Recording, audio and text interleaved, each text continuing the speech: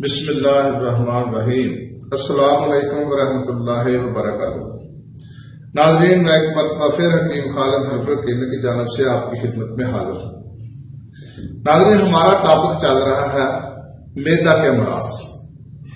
آج جو میں آپ کو موضوع بتاؤں گا یہ ہے بدہضمی، ہضم کی خرابی، اور طبی نام ہے اس کا سو ہضم، فساد ہضم۔ تو ناظرین، اس کے بارے میں آپ کو تھوڑی سی آگاہی دوں گا، اس کی علامات کیا ہے، اس کا اسباب کیا ہے۔ خیر یہ تو بہت لمبا ٹاپک ہے، لیکن میں آپ کو تھوڑی چند چیزیں اس کی آپ کو آگاہی کے لیے بتاؤں گا، تاکہ جن لوگوں کو یہ علامات ہیں یا یہ اسباب ہیں، تاکہ اس کو گھر پر ہی علاج کرانے میں آسانی ہو۔ تو ناظرین، یہ میں آپ کو تھوڑی سی آپ کو آگاہی بھی دے دوں کہ جو حضرات نسخہ نہیں بنا سکتے، کیونکہ مجھے کافی سارے ٹیلی فون آتے ہیں، وہ کہتے ہیں کہ حکیم صاحب ہمیں یہ دوائی بھیج دو ڈاک کے ذریعے، تو جن کو تو پتہ ہے تو وہ ہم ان کو بھیج دیتے ہیں، اور جو حضرات نہیں بنا سکتے وہ ٹیلی فون پہ رابطہ کر کے میرا واٹس ایپ نمبر جو ہے یہ 0333 812 73 اس پر اپنا ایڈریس بھیج دیں اور اپنی علامات بھیج دیں، تو میں آپ کو بائی ڈاک کی دوائی بھیج دیا کروں۔ تو ناظرین، آتے ہیں اس کے بارے میں کہ اس کی کیا وجوہات ہیں۔ بعض لوگوں نے ضعف معدہ، ضعف ہضم، سو ہضم اور تخمہ کو اکٹھا بیان کیا ہے، کیونکہ ان سب کے اسباب، علامات اور علاج قریب ہیں، لیکن معنوی اعتبار سے ان میں فرق ہے۔ ضعف معدہ میں کمزور معدہ ہو جاتا ہے، یعنی اس کے قوائے اربع، قوت جاذبہ، ماس کا ہاضمہ اور رادفہ، کسی ایک میں کمزوری پیدا ہو جاتی ہے جس سے غذا دیر میں ہضم ہوتی ہے، لیکن ضعف ہضم میں صرف قوت ہاضمہ کمزور ہو جاتی ہے، جس سے غذا کا ہضم مکمل طور پر نہیں ہوتا اور غذا معمولی سے زیادہ عرصہ تک معدے میں منحط نہیں ہوتی۔ سو ہضم، فساد ہضم میں غذا درست اور مکمل طور پر ہضم نہیں ہوتی، بلکہ بری طرح ہضم ہو کر خراب اور فاسد ہو جاتی ہے۔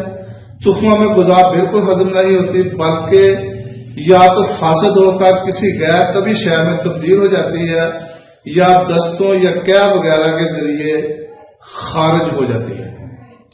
تو یہ جو ملتی جلتی بیماریاں ہیں ان کے بارے میں تھوڑی سی آگاہی ہے۔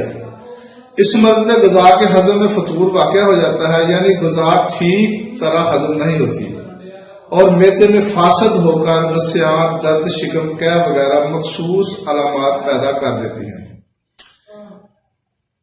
اتباع کے نزدیک اس مرض میں قوت ہاضمہ کے اندر نقص واقع ہو جاتا ہے، لیکن طب جدید میں اس کو کوئی خاص یعنی کہ کوئی خاص علامات نہیں بتائی جاتی، بلکہ آلات ہضم بالخصوص مجرا غذا کی بعد دیگر مرضی علامتوں کی ایک علامت سمجھا جاتا ہے۔ تو ناظرین، اس کے اسباب تو بے شمار ہیں، تو چند اسباب جو ہے نا وہ میں آپ کو بتاتا ہوں۔ ان میں سے سب سے زیادہ قوت پذیر ہونے والے اسباب معدے کی خرابیاں، غذا کی بے اعتدالیاں اور غذا کو اچھی طرح چبا کر نہ کھانا، اس کے بعد شراب کا زیادہ استعمال، تمباکو نوشی کا زیادہ استعمال، جو چائے بہت زیادہ لوگ پیتے ہیں ان کا بھی ہاضمہ خراب ہو جاتا ہے، کہوہ اور برف وغیرہ کا کثرت سے استعمال ہے، دماغی یا جسمانی محنت کی زیادتی اور غم و فکر وغیرہ بھی اکثر اس شکایات کو پیدا کر دیا کرتے ہیں۔ یعنی کہ اس کی مین جو ہے غم، فکر، شراب نوشی، تمباکو نوشی، اور اس کے علاوہ زیادہ برف والا پانی ٹھنڈا پینا، آج کل کولڈ ڈرنک کا بہت استعمال ہوتا ہے جس کی وجہ سے یہ بیماری بڑھ رہی ہے۔ ناظرین، اس کی علامات کیا ہیں؟ اس مرض کی علامات مختلف اسباب و اقسام، مریضوں کے اختلافات کی وجہ سے مختلف ہوا کرتی ہیں۔ چنانچہ اگر یہ شکایت हरारत की वजह से हो, पखाना में सख्त बदबू होती है, सख्त बदबूदार और तेज जली हुई डकारें आती हैं। अगर सर्दी से हो तो पसलियों के सिरों के पास तनाव महसूस होता है, मैदे में सोजिश होती है, डकारें तुरश आती हैं और मतली होती है। ज़ोफ़े मैदा की सूरत में भूख कम हो जाती या बिल्कुल नहीं लगती। ग़िज़ा के बाद कोड़ी के मकाम पर बोझ महसूस होता है और अंगड़ाइयां जमाइयां आने लगती है। बाद औक़ात मतली और कै भी हो जाती है। तुरश रतूबात मैदे की ज्यादती की सूरत में मैदे में सोजिश और जलन महसूस होती है, खट्टी डकारें आती हैं।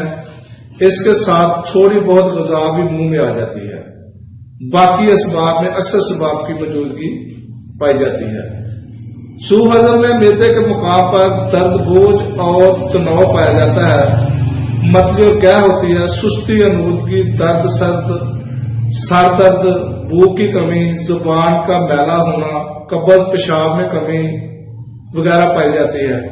बुखार भी हो जाता है। इसके अलावा और बहुत सारे अलामात हैं। तो नाज़रीन, इस मर्ज की तो मैं अगर वीडियो बनाऊंगा तो 1-2 घंटे लग जाएंगे। तो ये तो मैंने कुछ आपको इसके सबब बता दिए हैं और कुछ अलामात बता दिए हैं। तो अब हम आते हैं नुस्खा की तरफ कि इसका इलाज क्या है। तो सबसे पहले नाज़रीन, इसका इलाज ये है कि अल्लाह ताला ने हमें दांत दिए हैं चबाने के लिए। तो जितना ज्यादा हम चबाकर खाना खाएंगे उतना ही मैदे को काम कम करना पड़ेगा और ग़िज़ा जल्दी हजम होगी। अल्लाह ताला ने हमें 32 दांत दिए हैं। कम से कम छोटा नवाला मुंह में डालकर 32 दफा चबाना चाहिए ताकि मैदा जो है ना उसको कम से कम काम करना पड़े। और दूसरी बात यह है कि खाना खाने से आधा घंटा पहले पानी पीना चाहिए। और मैदा के जो है ना 3 हिस्से करने चाहिए, एक पानी के लिए, एक ग़िज़ा के लिए और एक हिस्सा खाली रखना चाहिए।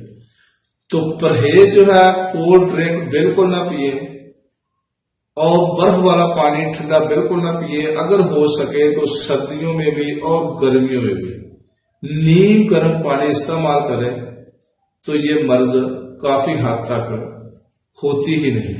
अगर जिन हजरात को हो गई है तो उनके लिए मैं नुस्खा आपको पेश करता हूं। सबसे पहले लिखे आप जौहर नुशादर, ये आपने 3 तोले लेना है। 7 पुदीना, ये आपने 6 माशे लेना है।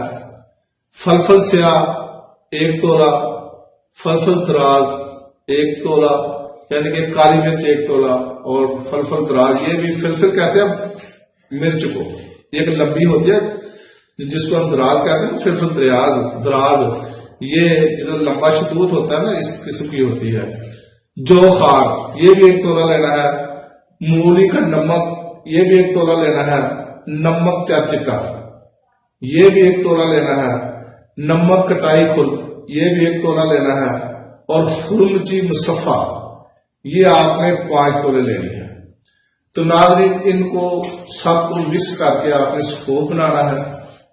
सिर्फ 1 माशा खाना खाने के बाद अर्क बादियान, सौंफ के अर्क के साथ, अगर 3 दफा खाना खाते हैं तो 3 दफा इसको ले लें, अगर 2 दफा खाते हैं तो 2 दफा ले लें।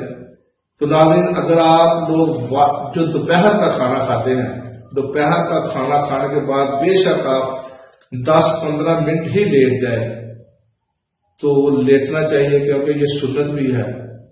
और शाम का खाना खाकर अगर कांटों पर भी चलना पड़े तो जरूर चले, बेशक 100 कदम ही चले, तो इंशाअल्लाह ताला आपके काफी सारे जो मैदे के मसाइल हैं वो दुरुस्त हो जाएंगे। आजकल मैदे के ही ज्यादा मरीज हैं। तो नाज़रीन, मैं कोशिश करता हूं कि ताकि आपको वो वीडियो आपकी खिदमत पेश करूं जो कि आजकल बहुत ज्यादा मर्ज है, ताकि आपको आगाही हो। तो नाज़रीन, मेरा चैनल हकीम खालिद हर्बल क्लीनिक को सब्सक्राइब भी करें, लाइक भी करें और शेयर भी करें, ताकि आपको हर रोज नई से नई वीडियो मिलते रहे। तो अगली वीडियो तक के लिए इजाजत दें। खुदा हाफिज़। अस्सलाम वालेकुम रहमतुल्लाहि व बरकातहू।